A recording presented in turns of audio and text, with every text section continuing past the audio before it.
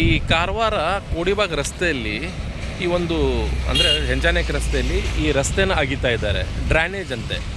ಆದರೆ 6 ಇಂಚ್ ಪೈಪನ್ನು ಕೇವಲ 6 ಇಂಚ್ ಪೈಪನ್ನು ಹಾಕಿ 2 ಕೋಟಿಯ ಕಾಮಗಾರಿದು. ಆದರೆ ನಾನೇನು ಹೇಳ್ತಾ ಇರೋದು, ಇದು ಈಗ ನೋಡಿ ಮೇ ತಿಂಗಳು, ಇದು ಮಳೆಗಾಲದಲ್ಲಿ ಇದು ಬೇಕಾಗಿತ್ತ ಇವರಿಗೆ? ಪರ್ಮಿಷನ್ ಕೊಟ್ಟೋರು ಯಾರು ಅಂತ ನಂಗೆ ಭಾಳ ಬೇಜಾರಾಗ್ತಾಯಿದೆ. ಯಾಕಂದರೆ ಮಳೆಗಾಲದಲ್ಲಿ ನೋಡಿ ಭಾಳಷ್ಟು ಇದು ನೋಡಿ ಇವರು JCBಯಿಂದ ಇದು ಅಗ್ದಿದ್ದಾರೆ.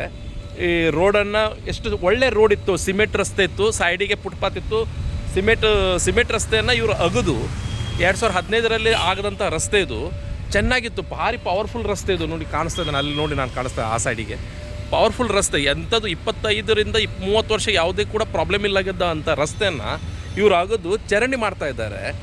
ನಾನು ಹೇಳ್ತಾ ಇರೋದು ಇಷ್ಟೇ, ನಗರಸಭೆ ಕಮಿಷನರಿಗೆ ಹೇಳ್ತಾ ಇದ್ದೆ. ಆದರೆ ಈ ಟೈಮಲ್ಲಿ ಬ್ಯಾಡ್ ಆಗಿತ್ತು, ಅದು ಮೇ ತಿಂಗಳಲ್ಲಿ ಬ್ಯಾಡ್ ಆಗಿತ್ತು. ಯಾಕಂದರೆ ಈಗ ಶಾಲಾ ಕಾಲೇಜೆಲ್ಲ ಪ್ರಾರಂಭ ಆಗ್ತದೆ.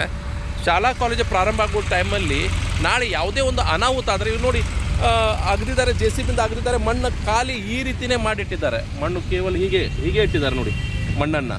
ಇವರು ಯಾವುದೇ ರೀತಿಯಲ್ಲಿ ಪ್ಯಾಚ್ ವರ್ಕ್ ಮಾಡಲಿಲ್ಲ. ಅಂದರೆ ನನಗೆ ಹೇಳಿದರು ಇವರು ಒಂದು ಮೂರು ದಿವಸ ಹಿಂದೆ ಹೇಳಿದರು, ಇಲ್ಲ ನಾವು ಆ್ಯಸ್ ಇಟ್ ಇಸ್ ರಸ್ತೆಯನ್ನು ಮಾಡಿಕೊಡ್ತೀವಿ ಅಂತ ಹೇಳಿದರು.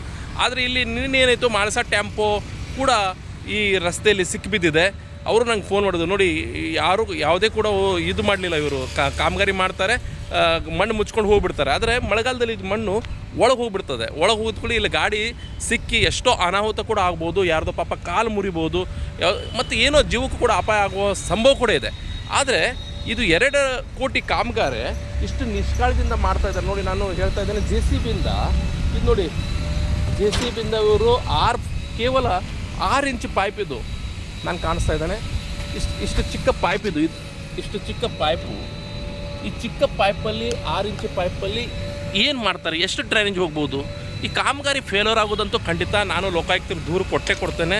ಈ ಕಾಮಗಾರಿಯ ವರ್ಕೌಟರನ್ನು ತೊಗೊಳ್ತೇನೆ. ಆದರೆ ಈ ಮಳೆಗಾಲದಲ್ಲಿ ಈ ಕಾಮಗಾರಿ ಬ್ಯಾಡ್ ಆಗಿತ್ತು ಅಂತ ಎಲ್ಲ ಜನರ ಒಂದು ಅಭಿಪ್ರಾಯ, ಸಾರ್ವಜನಿಕರ ಅಭಿಪ್ರಾಯ ಆಗಿದೆ. ನೋಡಿ ನಿಮ್ಮ JCBಯಿಂದ ಅಗಿತಾರೆ, ಎಷ್ಟೋ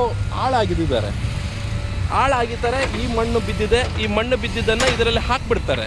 ನಮ್ಮದು ಇದ್ದಿದ್ದು ಸಿಮೆಂಟ್ ರಸ್ತೆ.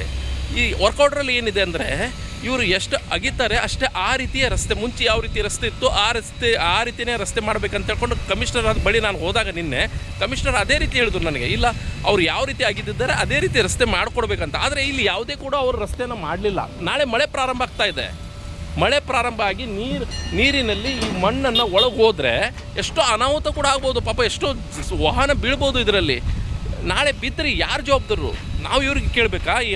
ಇವ್ರು ಕೇಳಲಿಕ್ಕಾಗಲ್ಲ, ನಾವು ನಗರಸಭೆಗೆ ಕೇಳಬೇಕಾಗತ್ತೆ, ನಗರಸಭೆಗೆ ಮುತ್ತಿಗೆ ಹಾಕಬೇಕಾಗತ್ತೆ. ಯಾಕಂದರೆ ಇವರು ಕಾಮಗಾರಿ ತೊಗೊಳ್ತಾರೆ, ಹೋಗ್ಬಿಡ್ತಾರೆ. ಆದರೆ ಕಮಿಷನರು ಒಳ್ಳೆ ಇದ್ದಾರೆ, ಕಮಿಷನರ್ ಈ ರೀತಿ ಮಾಡಬಾರ್ದಿತ್ತು. ಯಾಕಂದರೆ ಈ ಟೈಮಲ್ಲಿ ಇವರಿಗೆ ರಸ್ತೆ ಮಾಡಲಿಕ್ಕೆ ಪರ್ಮಿಷನ್ನೇ ಕೊಡಬಾರ್ದಿತ್ತು. ಯಾಕೆ ಕೊಟ್ರು ಅಂತಲೇ ಗೊತ್ತಾಗ್ತಾ ಇಲ್ಲ.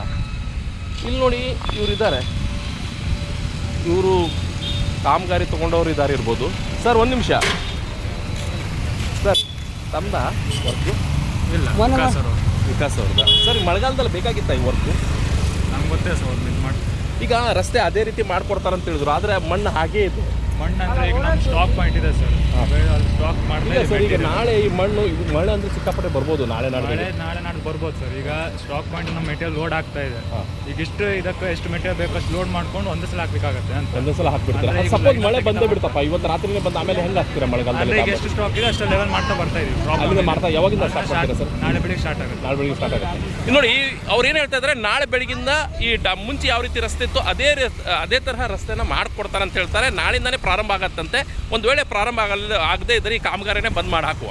ಇಲ್ಲದ್ರೆ ನಾನು ಲೋಕಾಯುಕ್ತರಿಗೂ ದೂರು ಕೊಡೋದಂತೂ ಖಡಾಖಂಡಿತ ಅಂತ ಹೇಳಿಕ್ಕೆ ಇಷ್ಟಪಡ್ತೀನಿ. Thank you very much.